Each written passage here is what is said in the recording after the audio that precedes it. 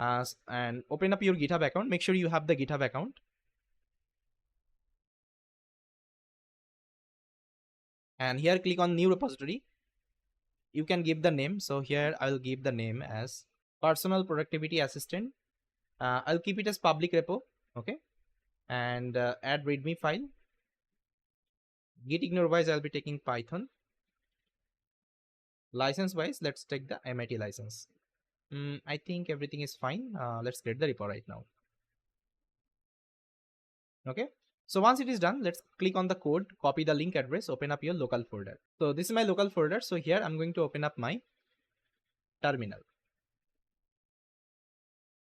Now let's clone the repo. So git clone. Let's paste the link. So it will clone the repo. Now I need to go inside that. So cd personal productivity assistant. Okay. Now I'm inside this folder. Now here I'm going to open up my Visual Code Studio. You can also use PyCharm, Sublime Text. It's up to you. So the first thing, guys, what we have to do the environment setup and requirement installation. For this, let's write the command in the readme file. So I already prepared the command. What are the command you have to execute?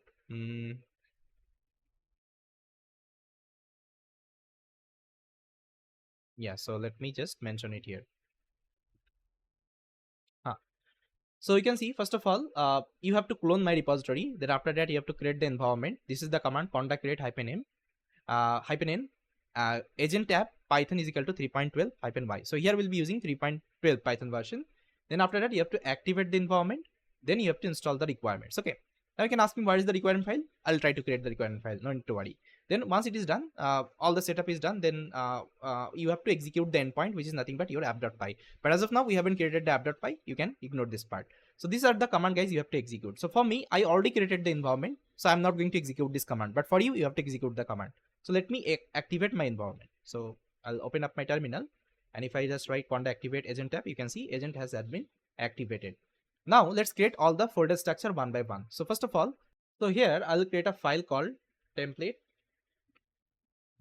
So with the help of this template.py, we'll try to create the folder structure in automated way. So for this, I have written a Python script. Let me show you. So this is my Python script. So here I only need to modify. These are the folders and file. I think those who have seen my implementation, I follow the same template.py. I follow the same logic to create my folder structure. Okay. All right. So now let's do some modification in the file. So I don't need the project name. This thing I don't need. So instead of that, what we'll do, we'll try to update the folders and file in the list of the files. That means inside this particular list. Okay. So first of all, I need a backend folder. So here, what I will do, here I'll just write a backend folder.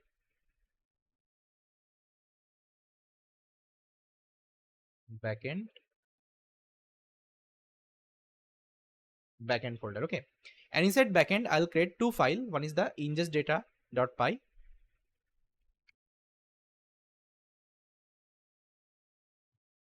So let me delete all the file. Params I don't need. Main I also don't need. And the if string is not required. I can also remove it. Yeah. Requirement I need. Setup.py I don't need. Research I also don't need. Templates I need. Okay. Yeah. And .github I need because we'll be doing the CI/CD deployment. For this, we need this particular file. Okay. Yeah. So first of all, I'll be creating a ingestdata.py file in the backend folder. And I'm also going to create another file called model.py. Okay. Then after that, we'll try to create a static folder here. So let me just write here. I'll name it as static.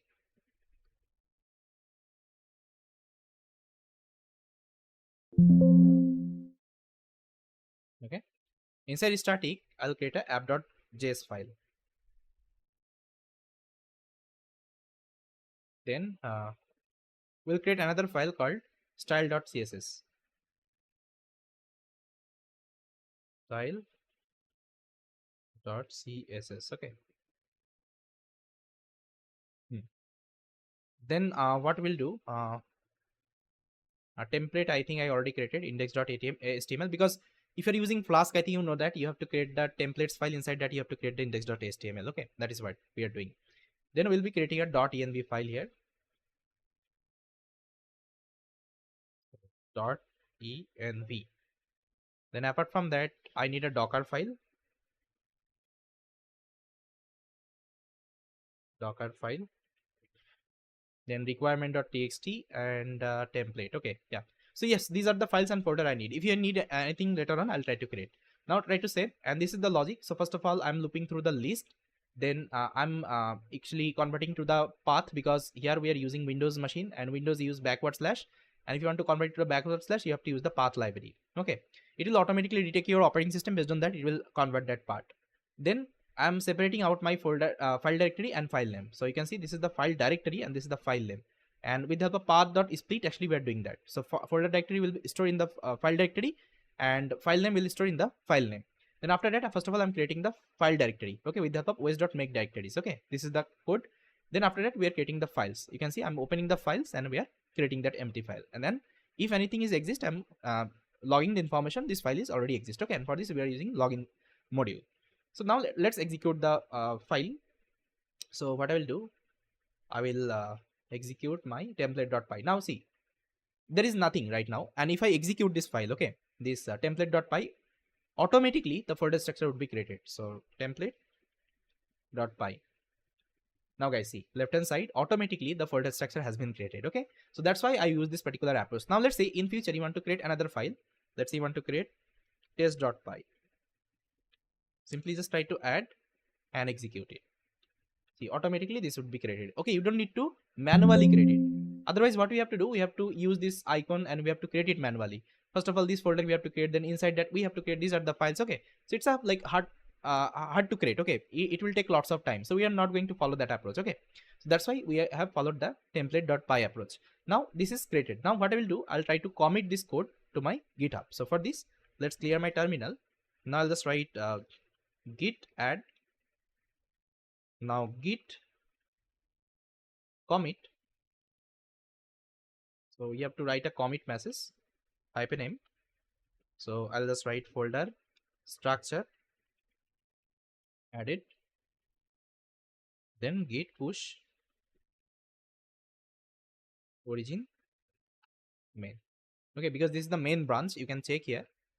The repository we have created, it is under main branch. Now let's see. I'll try to commit the code. Sorry, push the code. Now see, push is done. Now if I come here and if I refresh, now see, all the folders and file has been committed to my GitHub. Okay, and I also admitted a readme file, so anyone can come here and they can copy paste the command and they can execute my application. Okay, now the next thing, we'll try to set up the requirements. Okay, now how to set up the requirements? Let's open up the requirement.txt, and inside that I'll mention all of the requirements you need for this particular project. So the first requirement, you need the Flask, then you need the Flask codes, then you need langchain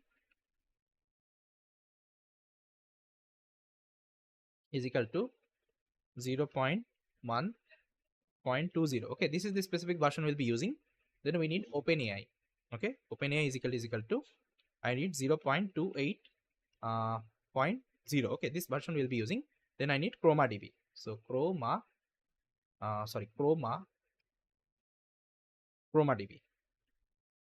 is equal to, I'll be using 0.4.24. So now you can ask me why we are using this version, because I have implemented the project with this particular version, and I'm mentioning the specific version because after 1 month there is a possibility this package will get updated and we will face the dependency issue. That's why we are using the same version, the version I've used to implement the project. Okay, it's a good practice. Always try to mention the version, the package you are using, because GenAI is the frequent update industry. So every day they are doing new changes in the package. So the project you are running today, there is a possibility this project might not run tomorrow. So that's why it's super important. Then I need python.env. Then I need gdown for the Google Drive. Okay, if I want to download anything from the Google Drive, I need these are the package. Okay, now how to install? So this is the command I mentioned. Now let's open up your terminal. Let's clear it, and I'll install the requirement. So for me it is already satisfied because previously I already installed. but for you it will take some time. See, it's completed. Okay, now let's again commit. So if you want to commit, you can also commit from the VS Code. So you can give the message here, let's say requirements added, requirements added, just a minute, added, then click on commit. And if you're doing for the first time, it will ask for the authentication with your GitHub. Just try to authenticate and try to commit. It's done. Okay, now if I get back to my GitHub, refresh, now see, this is my second commit. Okay, requirements added.